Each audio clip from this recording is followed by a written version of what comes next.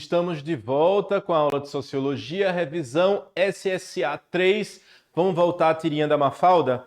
Vamos relembrar para quem estava assistindo o nosso primeiro momento. A gente estava vendo essa tirinha da Mafalda aí, ela à frente da televisão, e o pai perguntando, mas o que você está fazendo aí com a televisão desligada? E aí ela diz, estou pensando, queria ter uma chance de poder pensar na frente da televisão.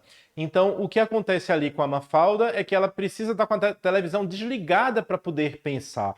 Isso significa que a televisão, ao invés de fazê-la pensar, refletir, faz com que ela pense em coisas que não são importantes. Então, a gente vai pensar agora sobre essa tirinha, revisando, certo? A gente vai passar aqui as alternativas e a gente vai revisar o conceito de indústria cultural. Então, a gente estava falando sobre o Adorno e o Horkheimer, do livro da obra Dialética do Esclarecimento, que é uma obra da década de 40, certo? A gente falou sobre a Escola de Frankfurt, a gente falou sobre o mercado consumidor de bens culturais, e aí foi exatamente na Escola de Frankfurt que surgiu esse conceito de indústria cultural.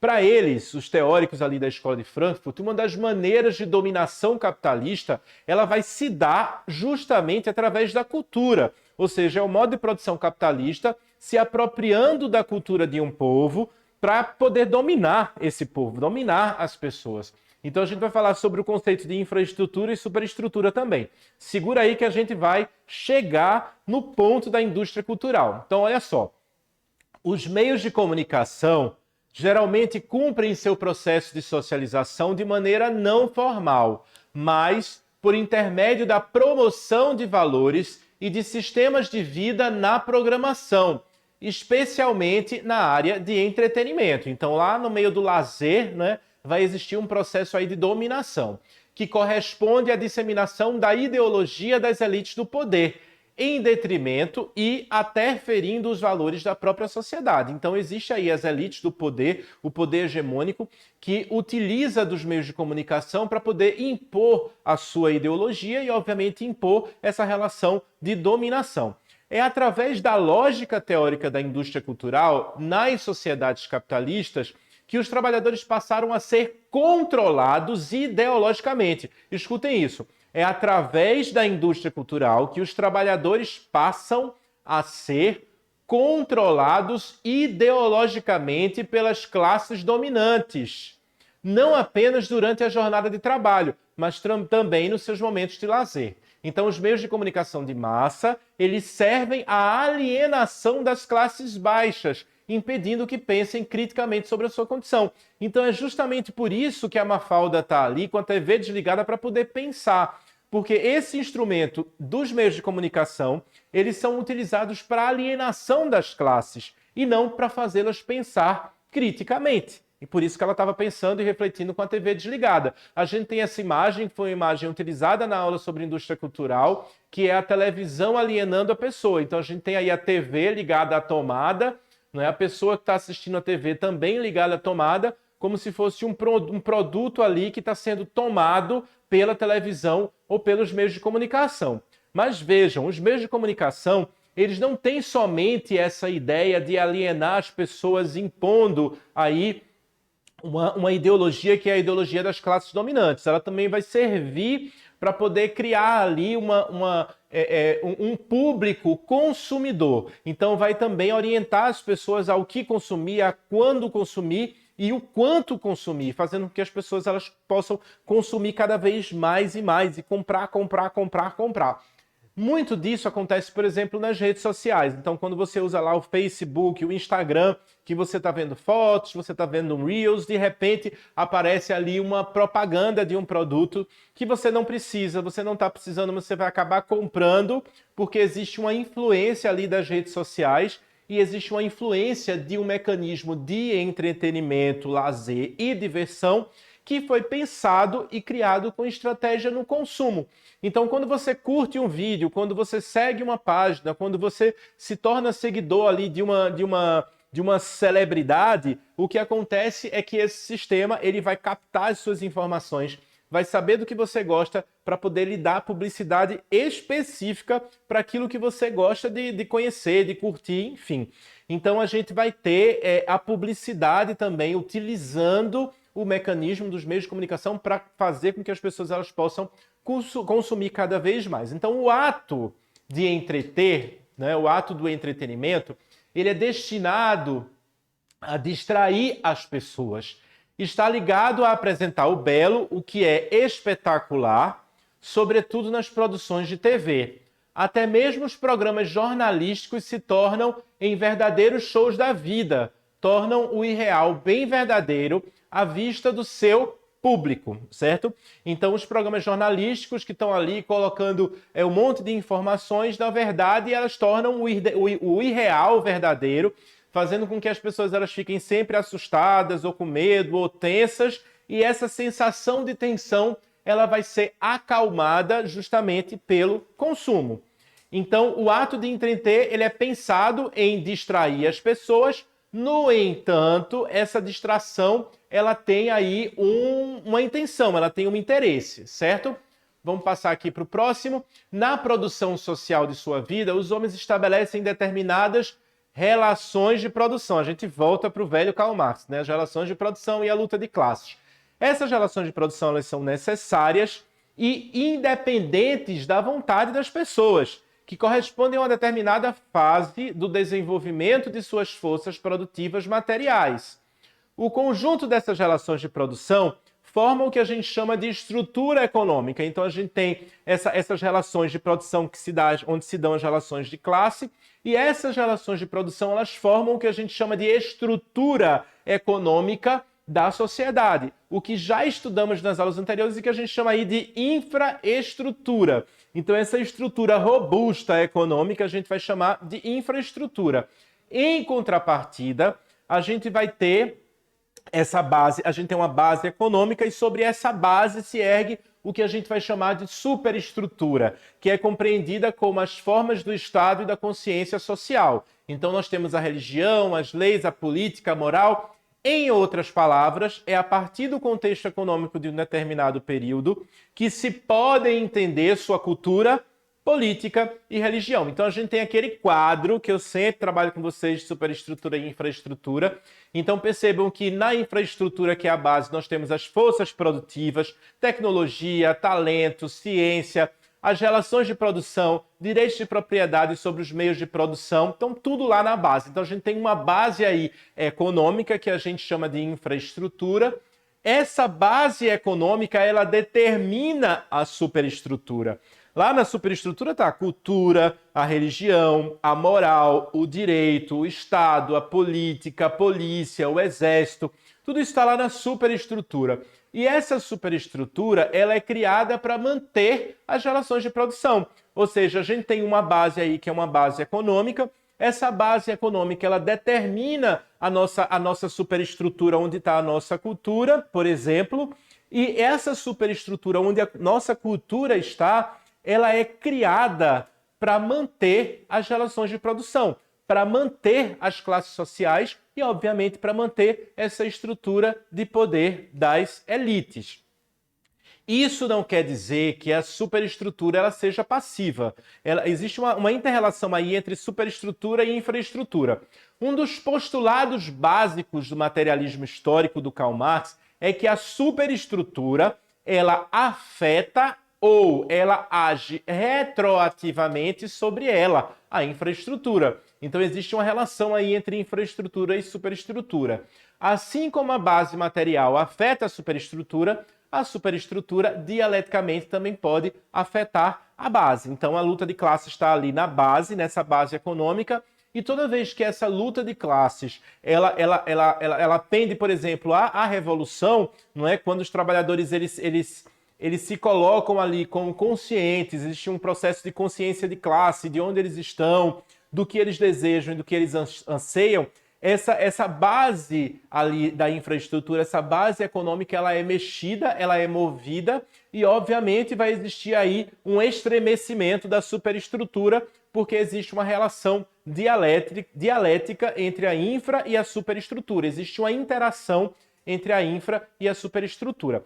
Vamos ver uma frase do Paulo Altran. Paulo Altran é um autor que não está mais conosco e ele dizia o seguinte: o cinema é a arte do diretor, o teatro é a arte do ator e a televisão é a arte do patrocinador, ou seja, a televisão ela está muito mais voltada para a publicidade do que outros elementos artísticos, tá certo?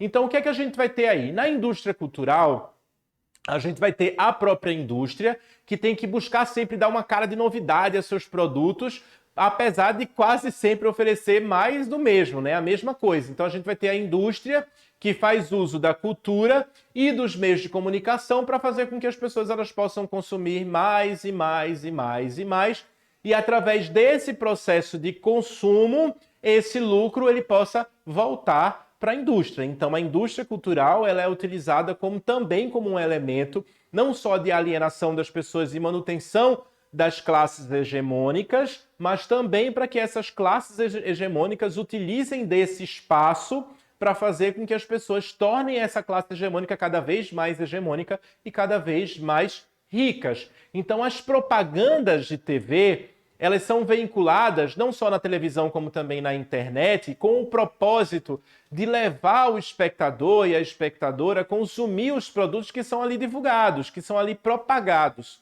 As propagandas elas também são veiculadas ideais de vida, né? Formas de se viver, que são formas cada vez mais próximas aí das classes dominantes. Do mesmo modo que as propagandas passam tais ideais, a cultura de massa também é utilizada com tal objetivo. Então, filmes, novelas, músicas, séries e estampas comerciais são exemplos desse tipo de cultura. A gente vai usar como exemplo aí o Big Brother, por exemplo, né? Que utiliza ali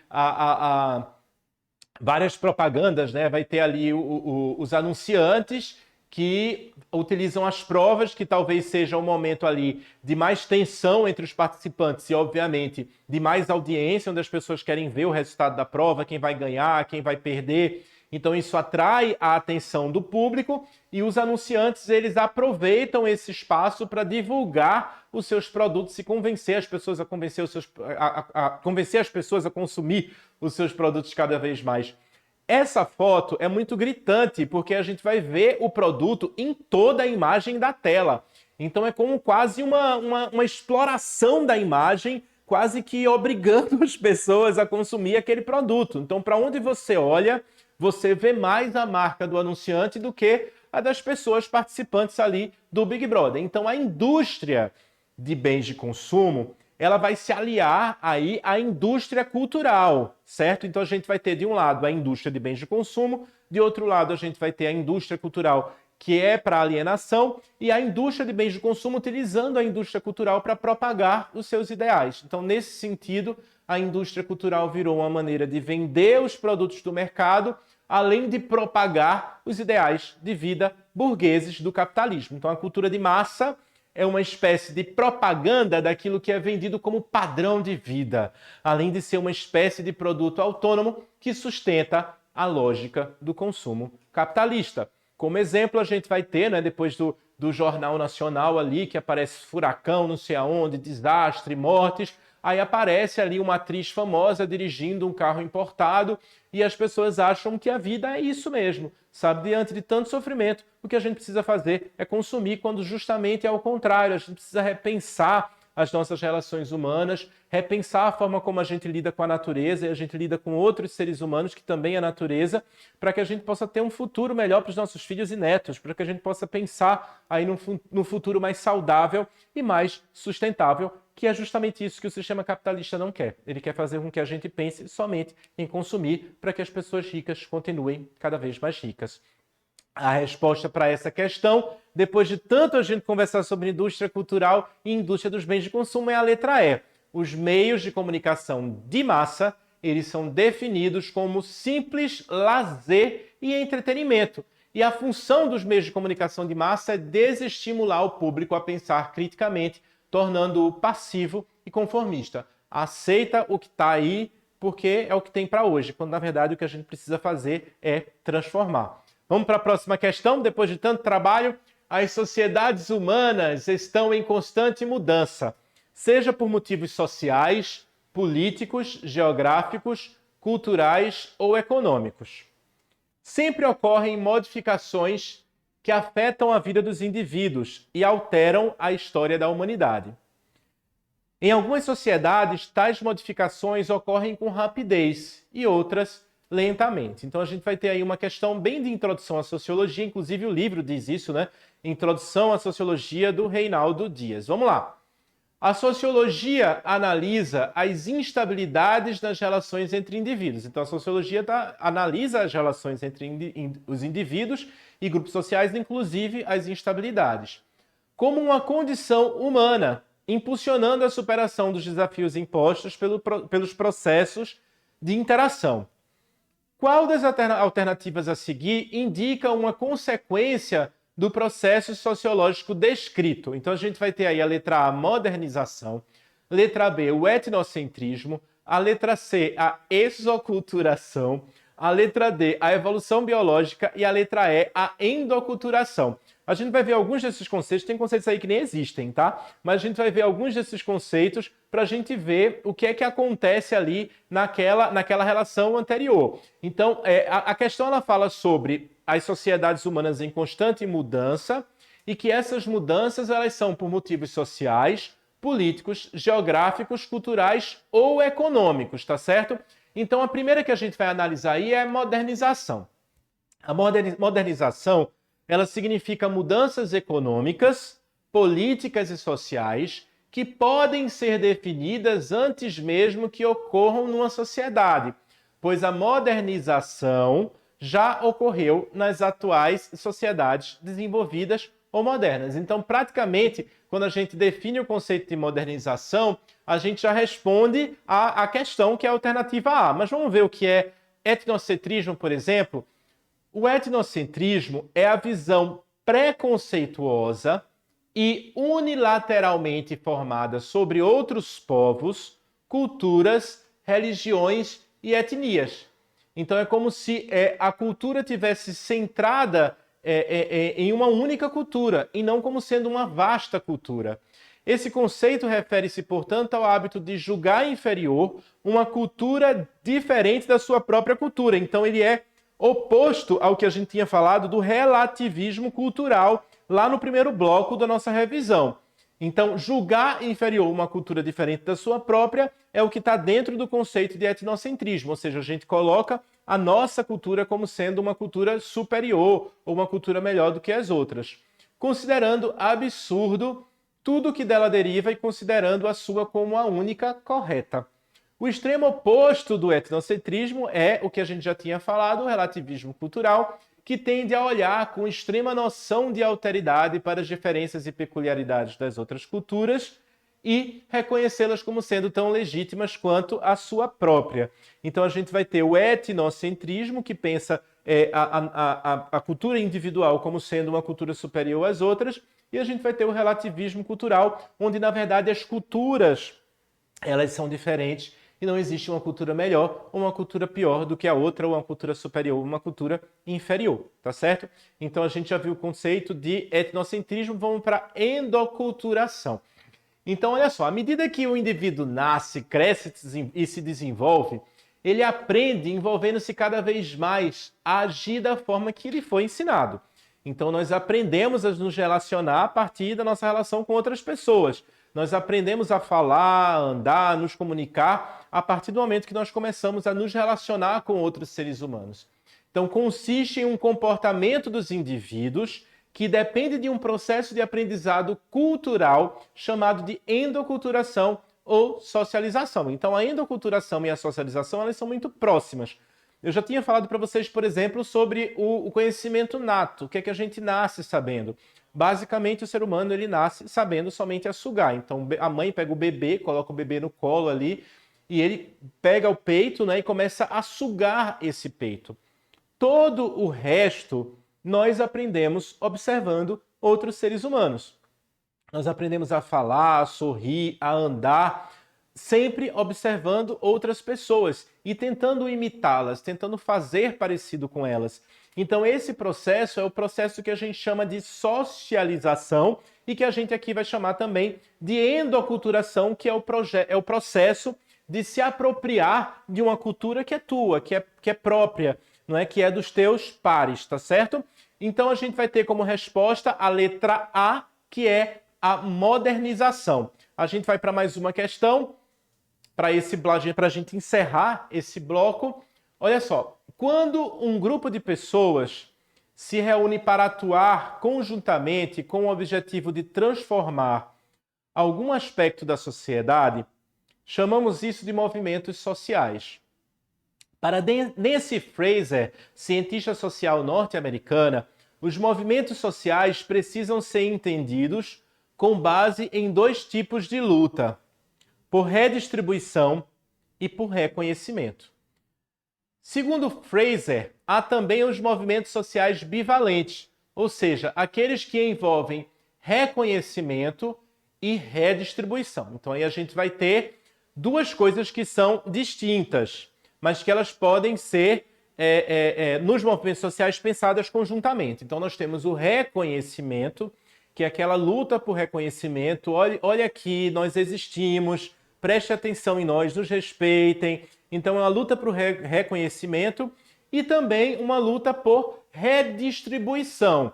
Ou seja, não é só reconhecimento. A gente também está lutando por políticas públicas, a gente também está lutando por um olhar mais atento às nossas problemáticas, a gente está lutando por um direito que já existe, certo? Ou seja, redistribuição. Esse direito ele já existe, ele só precisa ser distribuído de forma igual para todas as pessoas. Vamos revisar movimentos sociais? Vamos lá. Os movimentos sociais respondem pela mobilização da sociedade civil em denunciar que existem diferenças religiosas, étnicas, de raça, de gênero, de idade no país e apontar caminhos para diminuir as desigualdades. Depois de muitos protestos por parte de alguns movimentos sociais, foram admitidas leis e ações por parte do Estado necessárias para o desenvolvimento da sociedade. Então vamos pensar a nível de Brasil. A gente vai ter, no final da década de 70, mais especificamente no ano de 1979, a Lei da Anistia. A gente está falando da Lei da Anistia, antes disso a gente vai ter, desde 1964, a ditadura militar no Brasil. A Lei da Anistia é a lei que permite que as pessoas que tinham sido exiladas, que estavam fugindo da ditadura militar, elas pudessem voltar às suas casas, aos seus lares, mas esse perdão não era só para presos políticos, era para torturadores também. Quando acontece a anistia em 79, essas pessoas elas voltam aos seus lares com a necessidade de transformação social, de transformar o Brasil. Esse Brasil que tinha perdido a democracia, que não era mais um Brasil democrático, uma vez da ditadura militar, ele precisava restaurar a sua democracia, que é o que a gente vai chamar de movimento de redemocratização que vai acontecer na década de 80 com o Brasil. Para a gente ter um movimento de redemocratização, primeiro a gente tem aí a nova Constituição, uma Constituição que é escrita para o Brasil, que é pensada para o Brasil e para as necessidades sociais que o Brasil tem. E para além disso, a gente vai ter o movimento de diretas já, que é um movimento para que se possa eleger aí os candidatos e candidatas à presidência da República, ao governo do Estado, à prefeitura, e os representantes legislativos, na Câmara de Vereadores, na Assembleia Legislativa e os deputados federais, então, e senadores também, então, e senadoras, né? Senadores e senadoras, deputados e deputadas. Então, esse processo de redemocratização, o auge dele no Brasil acontece na década de 80. Na década de 80 também, os movimentos sociais eles começam a ganhar muita força. Por que eles começam a ganhar muita força? Porque são movimentos de resistência, que são pensados em dar visibilidade aos movimentos sociais, dar visibilidade a grupos que teoricamente são minoritários, mas dar visibilidade também aos anseios e desejos da população. Então a gente define aí movimentos sociais. E a gente volta no próximo bloco para responder essa questão e falar um pouco mais sobre movimentos sociais. Até logo! Hey.